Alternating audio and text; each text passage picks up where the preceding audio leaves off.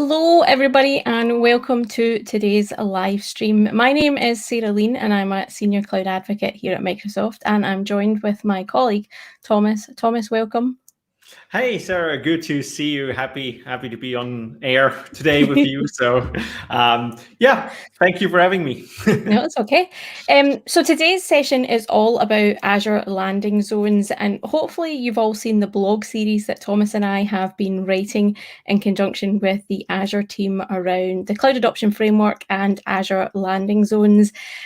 So yeah, we're going to be taking your questions, so please feel free to drop your questions in the comments. We have our colleague Anthony backstage trying to furiously type away to your answers, so definitely make sure you drop us a question and we'll answer that as well.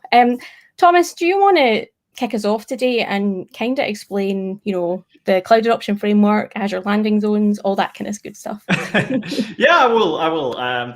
No, obviously, you and I both, before we joined that role in cloud advocacy, we were both consultants, and we worked actually with customers around the globe, basically, on their cloud adoption journey, right? And one of the main things we have is like when a customer decides to go with Azure or basically any other cloud provider, the big questions come up, like how do I do the architecture right? How do I do security right? How do I do the role-based access control right? And obviously there's a lot of things you need to learn, especially when you come just from an on-prem world. And that is where, for example, the Cloud Adoption Framework can come in, which basically gives you that proven guidance, right? Again, there are many, many different options. And like how you can actually build your Azure environment. And it's not just about building the Azure environment per se and in itself. It's also about like thinking about the processes behind it and the people behind it, and then what you actually can do and deliver. And I think that is also important, that you then think of like, how can I align with my business strategy? Like, what does the business want? And all these questions. And that is exactly where the CAF, or as we call the Cloud Adoption Framework, can come help you. Yeah, I think, and I talk to customers a lot about migrations, Thomas, and I think lots of people get caught up in the technology because that's obviously a massive part of a migration project, but there's also the people that are involved in all of that, whether that be the people in your IT department or the end users, and how these changes actually affect them. So I love, we've got the slide up here about the Cloud Adoption Framework and how it's part process, part technology, and part people, and that helps to drive that modernization for you towards your end goals, whatever that may be. So yeah, that's one of the reasons why I really love the Cloud Adoption Framework, and I always highlight the people part to people. It is a very important one, and it also is important to understand that, because that is then how you actually can keep the control of your cloud environment, but still have the speed and agility the cloud promise to you, right? You probably we're talking about can be simple things, like we don't want to have every developer or IT pro going out and deploying in every region Azure offers, or for example, deploying our large MV2 series machines with hundreds of cores and I think 20 terabytes of memory and stuff like that, and they drain your credit card in 3 seconds. So you want to keep that control, and that is where the Cloud Adoption Framework can come in. So in a nutshell, what is the Cloud Adoption Framework, and where does it come from? And what does it actually focus on? Really, what I like it is the sentence above. It's really like proven guidance for your cloud adoption journey, if you will. And what we're seeing is obviously where we get that is we work with different customers, we work with our partners in the field, with consultants, architects, and we try to create that guidance in the Cloud Adoption Framework. And as you can see, it covers a lot of different topics, not just do the basic architecture, but also then what comes further, right? Yep. And I think this slide is actually a great representation of the kind of journey that you go through. We often talk about the cloud adoption journey, and this kind of shows you those decision points that you kind of have to go through. So defining your strategy, defining why you're actually doing this, what your success looks like, then planning about it. So starting to think about what you're going to do, and then the ready phase, whereas you are just getting ready for that migration, whether that be your new workloads you're putting into the cloud or whether it be existing ones you're migrating. And that's actually where the landing zones sit in. They sit in that ready section. So if you're looking for the cloud adoption framework and you're looking for all the documentation, that's the ready section that has the meat around the landing zones, which is what we want to talk about today as well. And then obviously there's the other stages, but we're kind of stopping at ready kind of today to talk about the landing zones. So yeah, I think, that's the way I look at the cloud adoption framework. I don't know if that's also how you look at it, Thomas. Absolutely. I mean, again, we just want to point out this is not necessarily just about the cloud adoption framework, but like we have a lot of people who are not familiar with the cloud adoption framework. So we want to really point that out. Definitely, if you're part of like a cloud journey, or even if you already have implemented stuff in the cloud, please check out the cloud adoption framework. It also offers you a couple of tools. We have the cloud journey tracker, which will like you go through an assessment. Basically, you answer a couple of questions, and this cloud journey tracker will, for example, find the gaps for you to actually then see, okay, hey, where do I need to pay a little bit more attention? Could be on governance, could be on security stuff, you name it, like basically everything in the cloud adoption framework. Yeah. I just want to address one quick question because we've got a viewer asking about landing zones and the top 3 components you should definitely be deployed. We'll be talking about that in a wee minute, Matthew. So we'll answer your question once we get on to talking about the landing zones. Yep, actually, and that's actually a perfect time. I think let's talk about landing zones, because we already have a couple of questions also in the chat about the landing zones. But first, let's set the groundwork here on what actually the landing zones cover and what they are. Yeah, so I think when you're looking at what you need to prepare your environment, you know, in the days gone by when we were doing physical data centers, you'd be thinking about electricity and air conditioning and badges for your staff to get into. Those are kind of the decision points you have to think about when you're also moving to the cloud. Obviously, there's different points within that, and as you can see on the screen of the slide that Thomas is talking about here, you've got those decision points you have to go through. And it's key to go through those decision points before you do the landing zones, Thomas. I know I've probably seen a few customers, and you've probably seen a few who have went out and deployed a landing zone and then thought about their design. And that's probably the wrong way to do it, I think, if it's fair to say that. I mean, it's definitely helpful the earlier you start, right? I mean, it's like building, and we bring that example, for example, building a house, building like stadiums, building like projects, like building houses in general, right? It's always good to have a plan and build an architecture and like answer these questions before you actually start building it. However, obviously, as I said before, even if you started, that doesn't like. Without that, you can still circle back and go and have a look at it. I still highly recommend, because I know a lot of viewers right now probably already started, and you're not like completely wrong, right?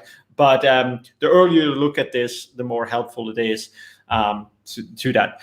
And I love how you pointed out like what actually is in a landing zone, and that is also very interesting to me. I mean, I know that you wrote one of the big took the big part of like what is actually an Azure landing zone. Can you tell me a little bit more? Yeah, so the landing zone is those key components, and you'll probably hear us say in the documentation, the minimum viable product that you need to house a resource in Azure. So if you think about like a server needs core components. It'll need like network connectivity. It will need authentication methods. We're not needing cooling and electricity because we already have that in the cloud.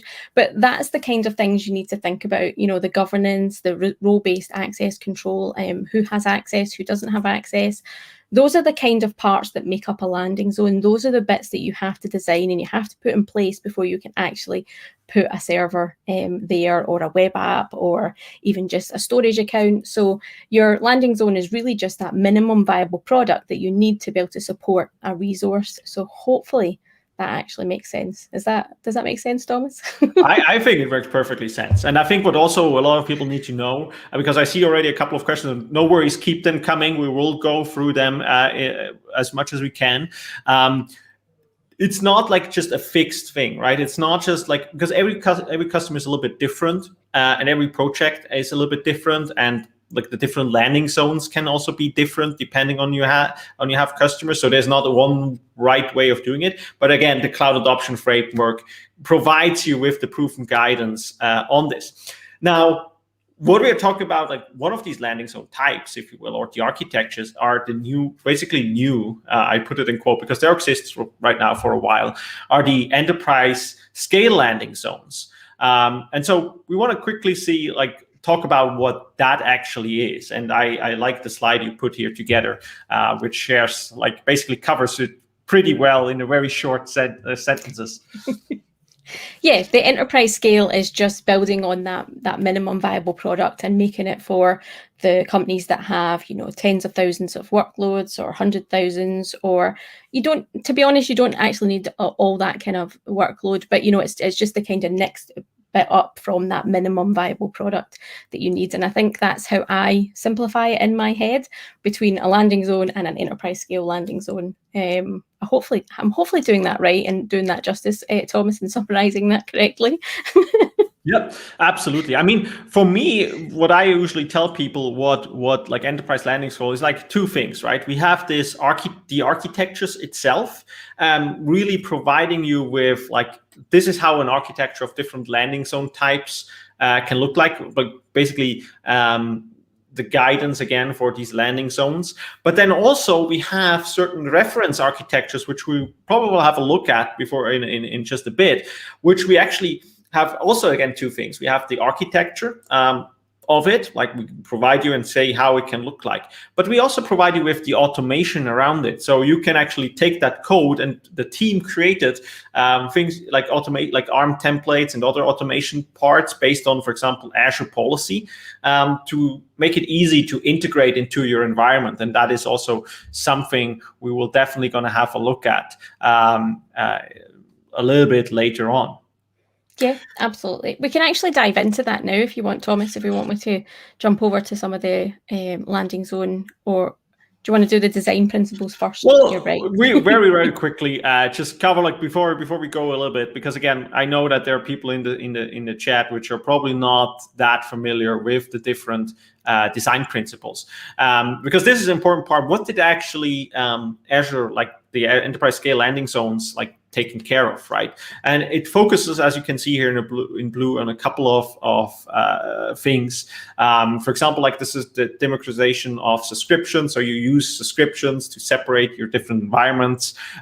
It's policy-driven governance, so it can take policies and native management service within Azure, which takes place, so you can run that. It provides a single control plane and a management plane, so you can actually go out and use basically enterprise scale to manage your different environments and landing zones. And I think what is also very important is this application-centric and architecture-neutral part, where we don't just think about hey, okay, we just take over and we do a lift and shift of your applications if you have any existing. We also think about how you can actually optimize them for a cloud and in a cloud-native way. And then I think most importantly, overall, is that it actually looks at the Azure roadmap, right? Because what we see in a lot is obviously when you implement something, we will bring out new features and new functionality. And so it actually aligns with that roadmap. So whenever you start, you can still work with that in the future, and it's designed to be upgradable. But yeah, you're right. Let's dive in and have a look at the stuff we want to show. Cool. So what we have is our documentation, which lives on GitHub, which is all the enterprise scale landing zone templates and some documentation about how you can actually deploy them. So it's the place that I want to show you where they are. So yeah, this has all the information about the different architectures that we have, the different enterprise scale landing zones that we have. And there is some documentation about how you can deploy them. There's some documentation around how you deploy them in a CI/CD pipeline via GitHub Actions if you want to do that. There's also some information about how you can try it out in a one-stop subscription. And yeah, basically just lots of information about this. So definitely somewhere for you to head over to on GitHub. What I want to show you is some of the reference architecture that we've got in terms of the landing zone. So we've got these fictional companies, as we do here at Microsoft. We've got Contoso, we've got AdventureWorks, we've got Wingtips, and we've got the Tree Research ones. And they all do the similar thing, but on different scales and have different components when you look at them. So if we dive into just the Contoso one for an example, what we'll see in this GitHub repo is a big deploy to Azure button. So it takes a template and deploys it into Azure, which we'll be showing you in a minute. But it also tells you a little bit about the customer profile that this is intended for, and also, some of the prerequisites that you have to do, what will be deployed, and then you've got the architecture diagram. So it kind of explains what this template is actually going to deploy for you. So as you're not just deploying the template and not understanding what's behind it, I've got a nice kind of visual diagram there showing you all the different components of it. And as you can see from the landing zones, what we try and do with these landing zones is split things up into different subscriptions. So we have subscriptions around your management and your governance, your connectivity, if you're looking to do hybrid connectivity back to your on-premises environments. We've got identity, and we've got the landing zone subscription, which is actually where you put all your resources. It may look complex, and I think probably first glance, Thomas, I'm sure you've looked at these and you think, oh, that's a lot of resources or a lot of things for us to manage. But when you actually look at it, it makes a lot of sense, or at least it does to me now that I've been studying them for quite a few weeks. Absolutely. I mean, usually you need to look at this like all by yourself, right? If you would not take the enterprise scale landing zones, if you would just take something else, those are still the things you need to look at. You still need to look about network connectivity, security, you still need to bit of role-based access. So this is actually a good thing to making you also aware of it. And by the way, this is great when you show that screen, because we just see one question, I think from Matthew, I just came in. He asked about would you have multiple landing zones in for example, in a hub and spoke environment? And yes, kind of, that's absolutely what it is. So if you look at, for example, this screenshot here, you can see that we have obviously different subscriptions for the management part and centralized subscriptions, if you will. But then you have, for example, different landing zones on, for example, which can suffer different applications, different teams, different departments, or different environments, if you will. And I think that you can see here, it's covered with a little N there, that you have one landing zone is really the base, but then obviously you can have multiples next to each other to separate different environments. Yes, and I think also someone's asking about the start small and expand landing zone. I believe that's the Tree reference. So Tree Research, if you look at that one, don't necessarily quote me on that one, but they're different ones and they have different scales. So if you have a look quickly at the Tree one, yes, yeah. So this one's for the smaller ones. So we might call it start small and expand, but when you actually look at our cloud adoption framework, it does reference these company names, these fictional names, so you can put the pieces together. But again, you will have, if you scroll down, it's a slightly smaller architectural diagram for the smaller landing zone as well. And our documentation does go into why we've picked all these components, and that's part of the design process. So those design principles that we talked about earlier, and Thomas showed that kind of slide point, those design points are driven by what you end up here. So if you say that you have to be mega secure because of some compliance need within your industry, if you've maybe got PCI DSS, so you've got payment protection you need to do, then it will help you design the different components that you need within this environment versus, if it's just a demo environment and you don't need it secure and you're quite happy to have, port 3389 open to the internet and stuff like that. Those design principles will ultimately help you design your landing zone and kind of define the points. So the documentation, the cloud adoption framework, really walks you through why we've kind of gone with these reference architectures as well. So yeah, hopefully that kind of answers some of the questions. I know we've got a lot coming in here, guys. So awesome. We will definitely check the questions we can't really answer right now on the stream. We will definitely try to answer them in the follow-up blogs or posts we have. I also want to quickly go with Pixel Robot's question here. Hi, Richard, by the way. Thank you very much for joining today. So he asked basically, are they also giving like these documentations of these different architects? Are they also giving kind of like business reasons for it? And as you can see, where Scare is scrolling through, there is a customer profile, for example. It says, okay, for which type of enterprise or customers or which scenario is this made? I don't know if this is enough for depending on your scenario, but it should give you a pretty good idea how you can use it. Yeah, so yeah, there's lots there. I think somebody was asking about Azure Lighthouse and how it's integrated into the landing zones. I actually don't know if we have anything at the moment that integrates that environment, that cool technology that we have with Azure Lighthouse. But what we'll do is we'll definitely take that back to the team and check where it is on the roadmap, if it's something that they do have. In this GitHub repo, there is a roadmap file. So yeah, we'll definitely take that question back to the team and see where they're going.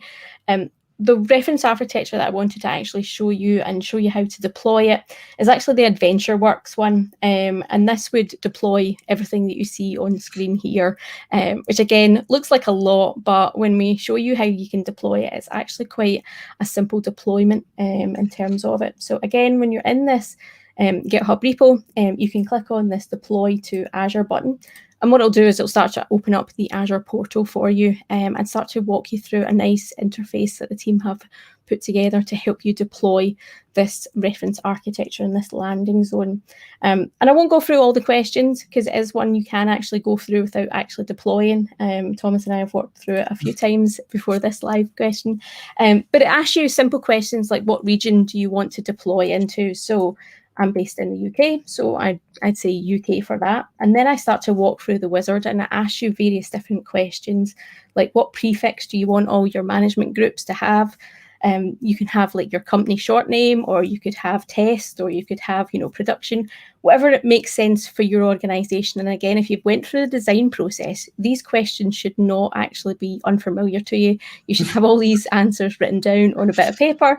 If you've had those design meetings and you aren't just deploying this like me ad hoc without any planning at all.